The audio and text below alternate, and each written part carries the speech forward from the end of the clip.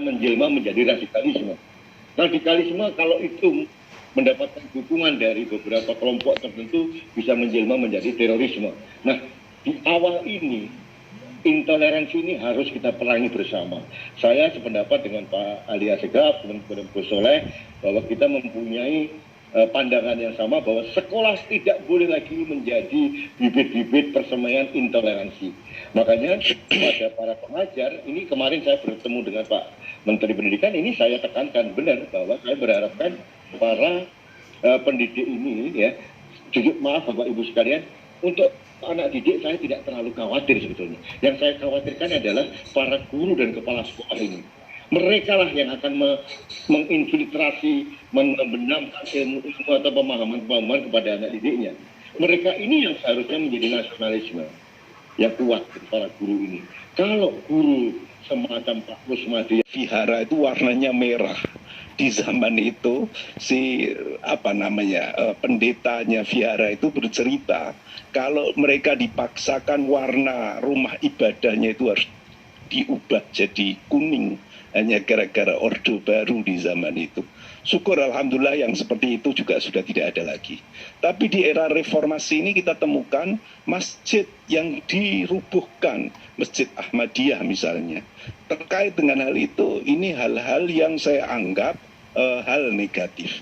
Selain ada unsur positif yaitu seruan untuk membuat tempat peribadatan dunia agama Buddha yang dilakukan oleh di Borobudur, ada hal-hal yang negatif. Masyarakat harus dibuka bahwa praktek-praktek yang positif harus diserap oleh elemen masyarakat ini. Praktek-praktek negatif harus ditolak dan diselesaikan di tengah masyarakat ini. Kedua, toleransi, masalah kebinekaan ini sepertinya sudah tidak mungkin ditawar-tawar lagi. Karena apa? Sekolah negeri ini dikembangkan, dibiayai dari masyarakat. Yang mana masyarakat Indonesia ini plural. Masyarakat Indonesia ini banyak sekali, mulai dari agama, ya, variasi, kemudian suku dan lain sebagainya. Oleh karena itulah sekolah negeri ini sudah tidak ada tawar-menawar lagi ketika berkaitan dengan toleransi. Nah, ada satu fakta lagi bahwa di sekolah swasta, ya, di sekolah swasta, nah ini yang sampai saat ini fenomenanya bahwa sekolah swasta itu ada sekolah, ya, sekali lagi saya berbicara ini dalam konteks sekolah. Terjadi di Bali yang mayoritas Hindu, persoalan ini bisa terjadi di Manado, di Papua, di Maluku yang juga ada tempat-tempat yang banyak non-muslimnya bisa terjadi. Nah ini persoalan besar kalau kita biarkan tentunya. Terus bagaimana mengatasinya? Ini yang paling penting. Pertama dulu, kita harus menentukan arah pandang kita terhadap cara berpakaian.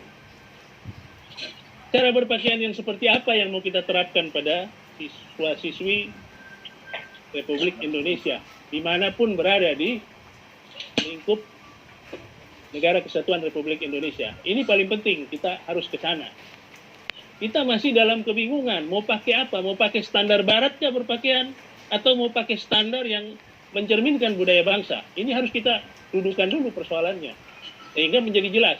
Kalau kita sudah dudukan ini menjadi jelas, nggak pernah ada hal yang salah di itu. Tadi adanya penekanan. Ya, misalnya sekolah minta supaya siswa membuat surat pernyataan yang sudah ditetapkan. Tetapi itu tidak sesuai dengan hati nurani. Ini adalah salah. Ini adalah salah. Itu aspek yang pertama yang saya lihat di dalam hal ini, kenapa intoleransi itu bertumbuh di sekolah. Yang kedua, dalam dunia pendidikan ada guru, ada pendidik. Ya. Pendidik di sini ada kalanya dalam nilai agama. Karena ada siswa yang mengatakan begini, kenapa ya Bu, saya itu lebih rendah dengan nilai si D. Padahal kegiatan-kegiatan seperti intrakurikulernya yang nantinya memberikan materi yang terkait dengan bagaimana kita berhubungan dengan ataupun menjalin hubungan antar umat beragama, kemudian bagaimana kita itu bekerja sama ataupun belajar dari agama yang berbeda, sehingga nantinya hal ini dapat menumbuhkan kehidupan yang umat beragama. Selain juga ada intrakurikulernya di sekolah, juga ada kokurikulernya, di mana di sini kita mengharapkan warga sekolah cinta akan keberagaman, karena kita tidak bisa memaksakan kehendak orang. Kita istilahnya kita ini beragam, untuk apa dipaksakan untuk jadi seragam seperti itu. Kemudian di ekstrakurikulernya kita bisa membuat sebuah divisi-divisi di dalam lembaga kami bisa bekerja dengan baik, tentunya juga berkolaborasi dengan instansi-instansi buat lembaga agama Konghucu. Hal ini bisa membuat sistem pendidikan, baik pendidikan agama maupun di sekolah-sekolah tempat para siswa bersekolah yang baik untuk mendapatkan pendidikan agama, tetapi bukan meninggikan kefanatikan terhadap agama Konghucu sendiri, tetapi bagaimana kita harmonis dengan seluruh elemen dari masyarakat di luar dari agama Konghucu, ya.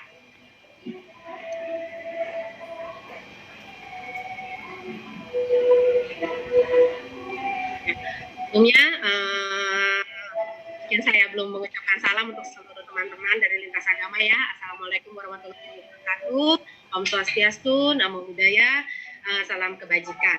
Hanya kebajikan. Tapi kalau sekolah ini sendiri sudah gagal menciptakan kader-kader anak bangsa yang Pancasilais, yang nasionalis, yang berbineka tunggal ika, maka susah diharapkan di tempat ibadah ataupun di rumahnya.